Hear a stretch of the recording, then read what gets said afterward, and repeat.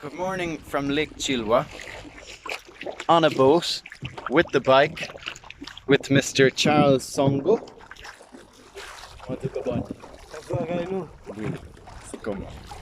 And Father Owen. That's me. Father Owen O'Donnell. Uh-huh.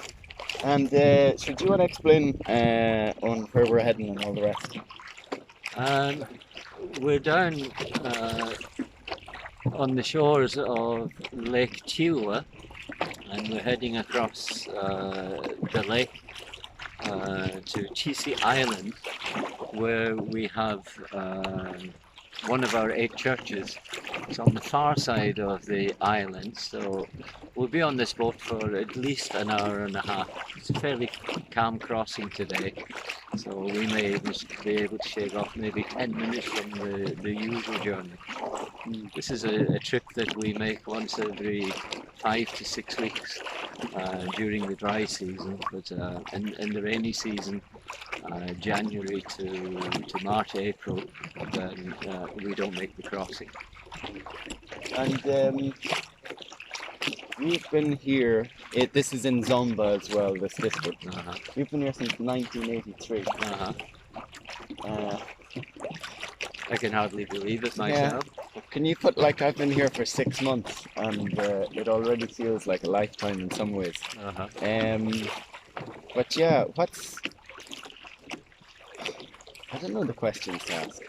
What does 37 years in Zomba involve? Our changes over time. I'm not sure how to summarize it because you can't really in a couple of questions, but To put it into a very short form, the first year, 1983, I found to be very, very hard. I'd come from London, and I arrived in Malawi knowing absolutely no one. There was no television, there was no radio other than the shortwave. Obviously there was no internet, there was no mobile phones. The first year was kind of hard getting, adjusted to a new way of life.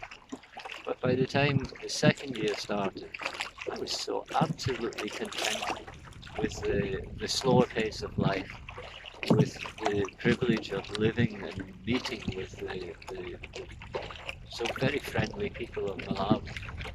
And obviously, as I started to pick up the language, then my interaction with people became more and more intense and more satisfying.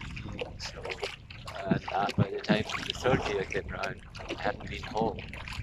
I went home, and I remember being so shocked at the lifestyle back home.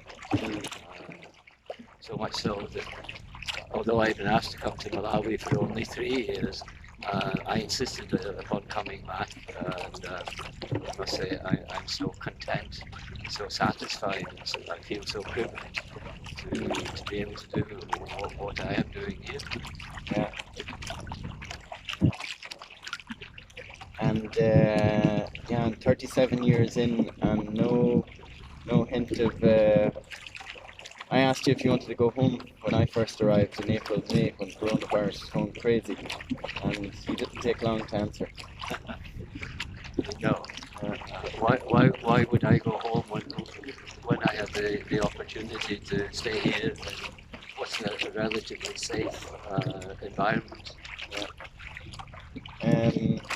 And as my friends and family would know, I'm not a religious person, and being here over the last 6 months, it hasn't made me more or less so, but it has certainly increased my appreciation for the work of people like Father Owen. There's two parts to it. There's one is the benefit of it. Like, how many schools and clinics have you built? Every time we go for a drive around the area, it's like, oh, you see that school there? I built that. Uh-huh. Yeah, schools, clinics, churches as well. As a humanitarian worker, I look at, especially on the health and education side, the benefit of it being built and managed and brought along by somebody based in the community, which which is just at a whole different level of benefit and different types of benefits than the kind of the bigger humanitarian or development operations.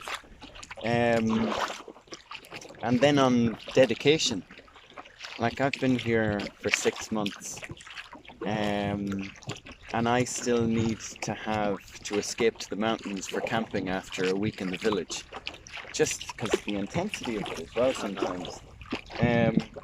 Whereas you only come out once every 6 weeks. Every 6 weeks we go to Blantyre, get our haircuts, have a nice lunch in a restaurant. But that seems to be enough for you. That's more than enough for me. Life in the city is a bit too fast-paced for me. Yeah. But regarding development work, again, I'm so privileged to have so many people that are willing and able to support the good work that I do.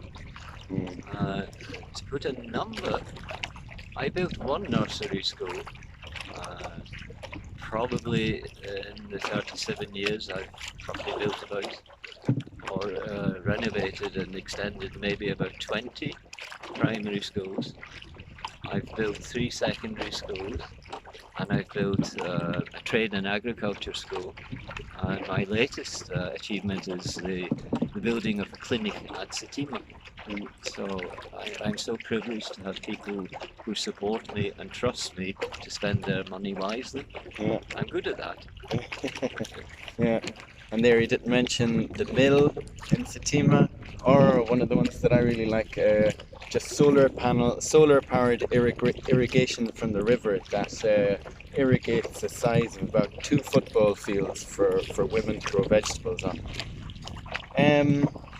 Yeah, and I think it's been a fantastic 6 months. I've done the best work of my life in the last 6 months when it comes to the COVID response, and then also having Father Owen here as somebody with such a wealth of experience who can just say, maybe ask him first, or what if maybe you try it this way, and invariably that has helped get things done quicker.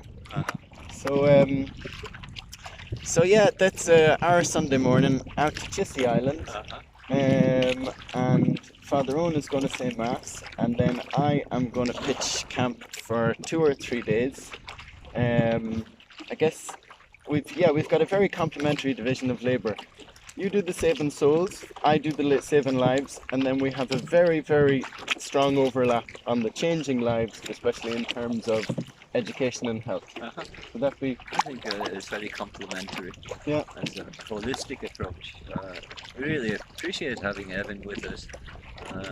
If Evan wasn't doing these things, then perhaps myself and my contrast, we would be doing a little bit more ourselves. But the fact that Evan is here and he's very capable and doing a great job, so we're delighted to give him our support and encouragement. Yeah, very much. Good.